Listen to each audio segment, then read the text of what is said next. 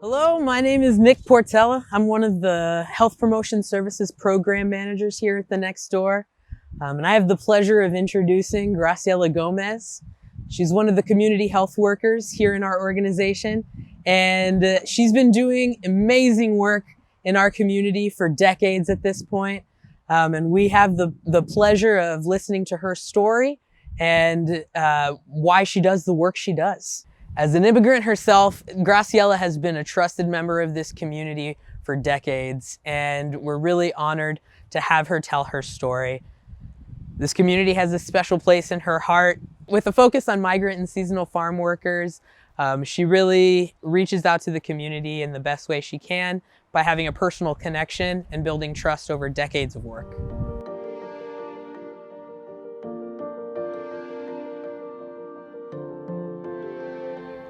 Hi, I am Graciela and I am an immigrant.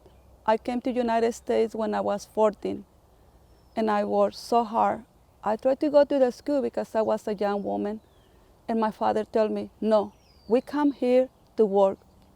We don't come here to go to the school. So I don't have the opportunity to go to the school and learn more English. And I'm living here for almost 35 years and I have a lot of struggle. I work hard in the orchards, in the fields. I pick cherries, I pick apples, I pick pears. I work in the asparagus, I work in the grapes, and also cleaning big fields in the strong sun. I work almost 14 hours a day. Sometimes I have a lot of struggles.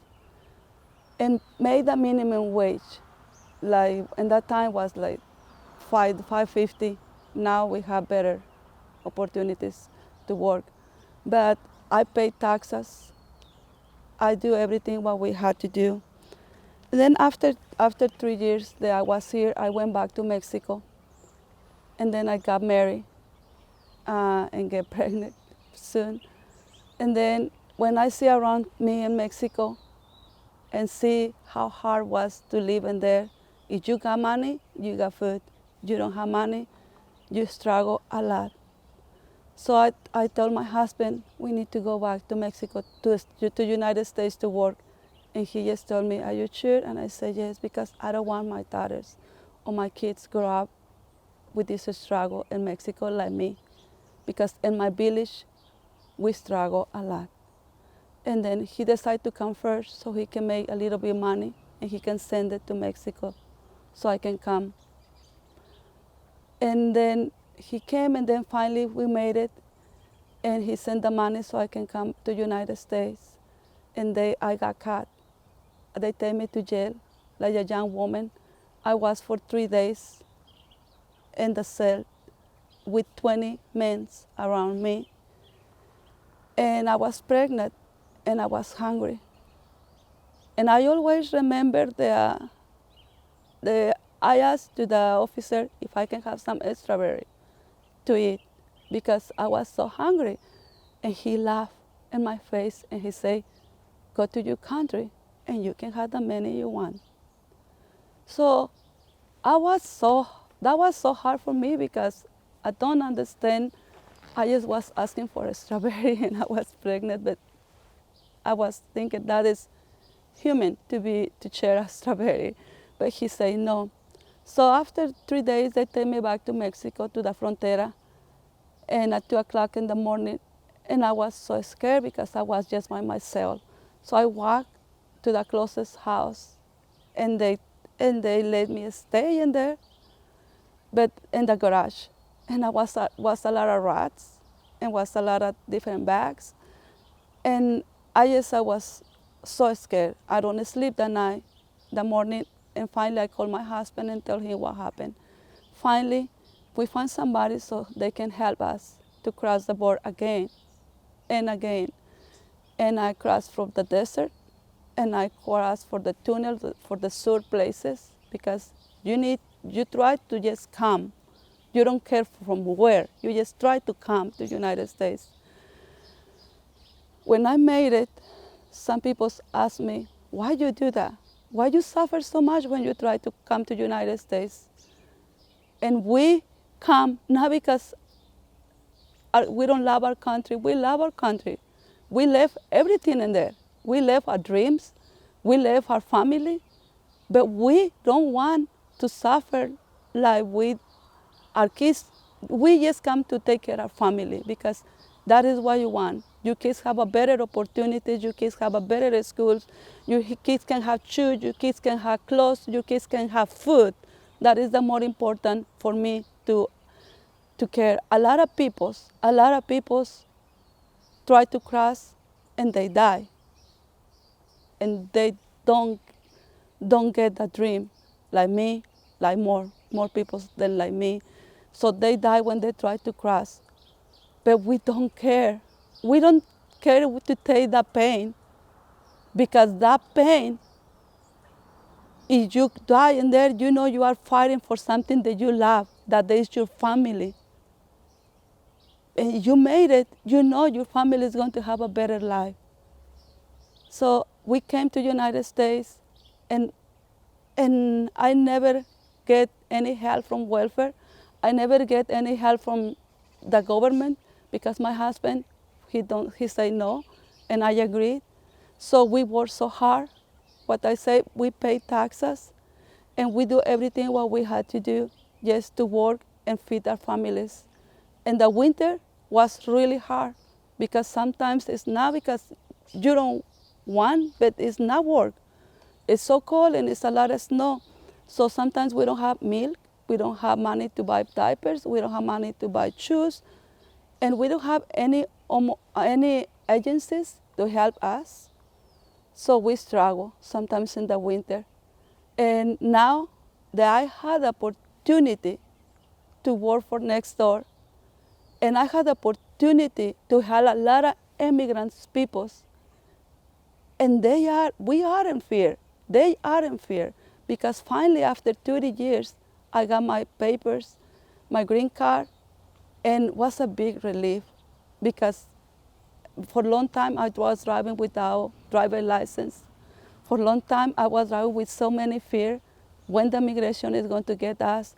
And it's hard. It's hard because we work so hard and live with that fear and with not much money. It's not easy because I suffer a lot of discriminations too.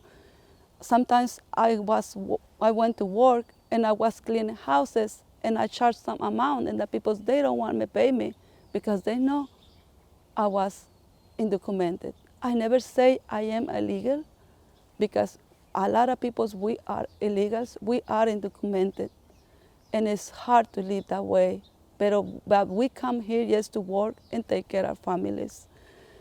And I feel now so blessed that I had the opportunity to work for Next Door and made this dream happen to a lot of families that they are struggle with food, they are struggle with money.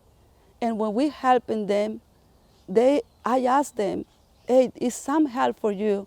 They just scared. They have a lot of fear to get this help. But because they trust that Next Door is going to take care of them, is going to protect them, is going to have the confidentiality they need, they accept it. And it's a big relief for all these families. I know it's hard to understand for the people who don't wear our shoes to be immigrant, who born in the United States, who have all the opportunities. But for people like me, they come to United States to work and protect our families and protect some lives. It's hard, but it's beautiful that we have a lot of opportunities in here. We just come here to work and take care of our families. And my mission now is take care of the immigrants because somebody had to do it. And I love them because I know their pain is my pain. And that's why I belong to the different groups where we speak just about justice because every single life matters. Every single life who died in the desert, they left kids crying because they want to take care of families. It's hard to understand, but we come here just to work. Thank you.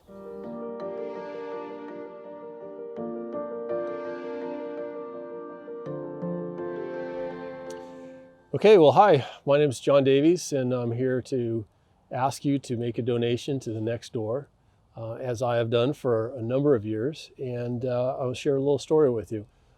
First thing, I suppose, is that I really think we are very lucky to live in Hood River and have an organization like the Next Door that does such wonderful work. Well, don't for a second think that I'm not grateful to live here in Hood River County and be able to do all the things that we get to do on a regular basis. And one of the things that I really like to do is amateur car racing. And I'm going to tell you a little story about that and how it relates to the Next Door. So in 2012, we did a endurance race called the Thunder Hill, 25 Hours of Thunder Hill. It's in California. And to do any kind of endurance racing takes a huge, enormous task of organization and teamwork. Here's a picture of our team. About 24 people. We had 6 drivers and 2 cars. And it's a 25-hour race, so first one to the end. So here's a picture of the team working on the car in the middle of the night. Sometimes it goes well. Sometimes it doesn't go well. Here's a picture, the car on the hook, as they call it, lost its rear wheels, came back on the tow trucks. That's when it's not going well, but sometimes it does go well. And here's a picture of us just before we won that race. The team accepting their trophy, and we felt really good about that. I mean, I want to stress that that was a huge accomplishment, one of the best things I've ever done in car racing anyway. But what was even better than winning the race was the fact that during the race, we had asked people, all our friends on the team, to make donations of $1 a lap for every lap we competed. And by the end of the race, we had collected over $5,000 that we donated to the Next Door. So here's a picture of me giving a check to Kristen about a month later for $5,000. And that made us feel really good. Then all of a sudden the purpose was not just about winning the race. We had a little bit bigger purpose, and we were hopefully helping out the local community.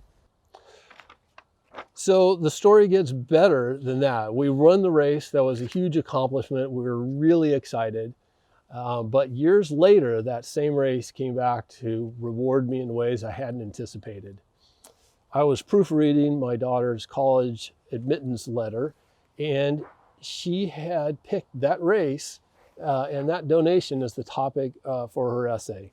And that's when I realized that giving meant more than just the money.